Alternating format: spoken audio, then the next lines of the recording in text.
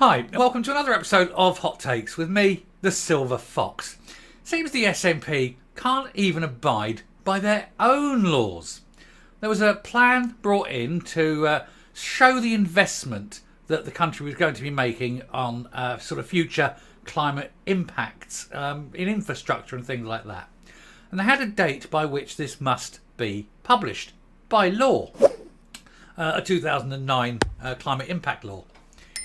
And they've failed to obey their own law. And now, of course, people are rightly raising this issue to show the hypocrisy of what they're doing. And now they've breached their own legislation. So why should we trust them on anything when the laws they bring in seem not to apply to them? Well, take a quick look at this just to show Mary McAllen why she, again, is carrying the can for a party filled with idiots. Here goes. So, SNP ministers pledge urgent action after admitting breaching climate legislation. There she is. And McAllen, she's really out of her depth. She looks like a schoolgirl who somehow found herself a Saturday office job and is sort of mixing with the big boys but hasn't really got a clue, has she? She's there. She's like work experience. Poor thing. SNP ministers have pledged to begin urgent work after admitting they have breached their own legal climate change legislation. Do you know that under the hate laws I'd have been banned for that one because I was taking an issue with her age? But hey, you know, whatever. I'm only calling it as I see it. Anyway, the admission follows a threat brought by the Environmental Rights Centre for Scotland, the ERCS, and the Good Law Project. The threat of legal action came more than 2 years after the Scottish Government announced its £26 billion infrastructure investment plan.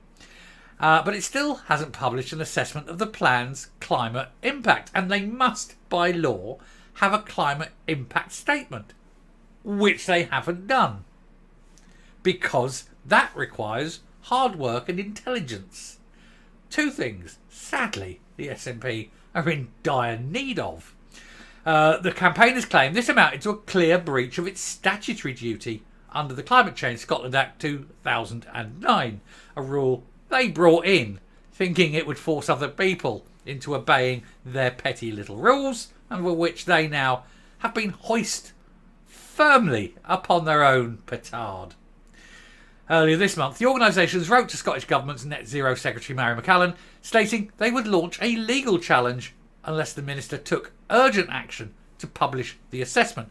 Now, of course, they don't want to publish the assessment because it's £26 billion, an awful lot of money, taxpayers' money, and they don't want to publish the impact statement because they know it will make very little impact whatsoever. Like so much of what they do. It's a very expensive thing and it just won't work. So, of course, that is the real reason they're not publishing the impact statements. They want this whole thing to go away.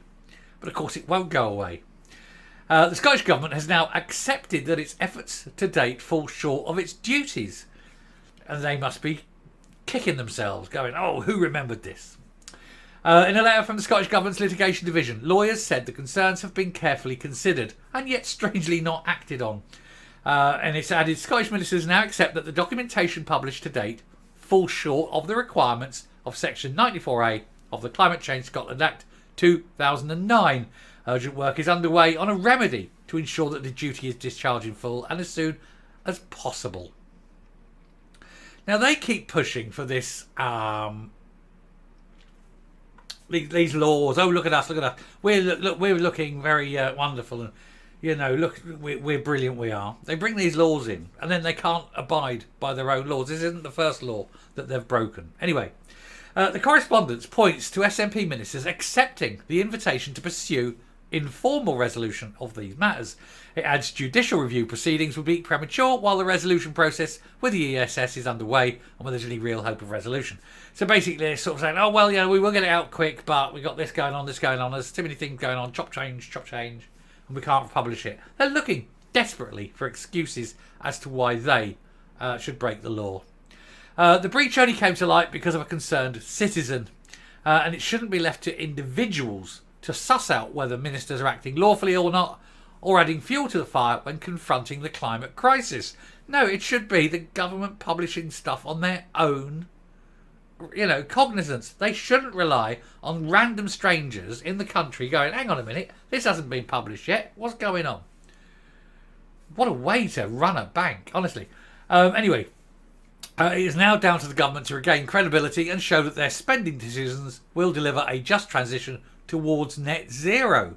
Well, you've got to be honest and say that they are attempting very diligently to get to net zero. Unfortunately, the net zero they are trying to get to is net zero accountability.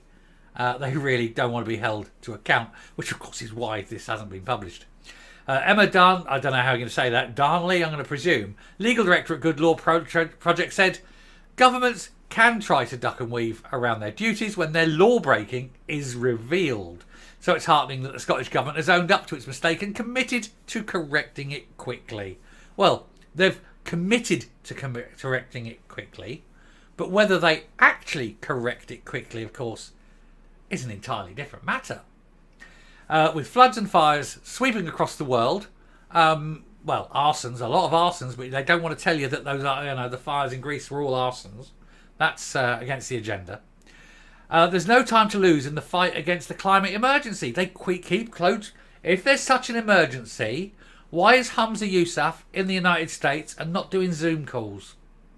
Surely if there's an emergency, he shouldn't be wasting fuel flying to America when he could completely do it with a few phone calls and maybe a Zoom.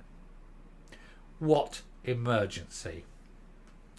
A Scottish Government spokesperson said Scottish ministers have accepted that the infrastructure investment plan material published to date falls short of the statutory requirement to also publish an assessment of how the plan is expected to contribute to emissions reductions targets. Quite simply, it won't, it can't, and it never will, which is of course why they will not publish it. Urgent work is underway to ensure that the duty is discharged in full as soon as possible. Yeah, not immediately though, as soon as is possible. Possible in this means as soon as we can conveniently make sure people have forgotten all about it. And that's what it is. And so again, once again, you have the Scottish Government denying reality, breaking the law, trying to cover it up, and making excuses for their failure. And obviously getting the Saturday girl in, she'd be more suited, I think, to working in Topshop or Next. Certainly do less damage to the environment. I'll stop there and come up.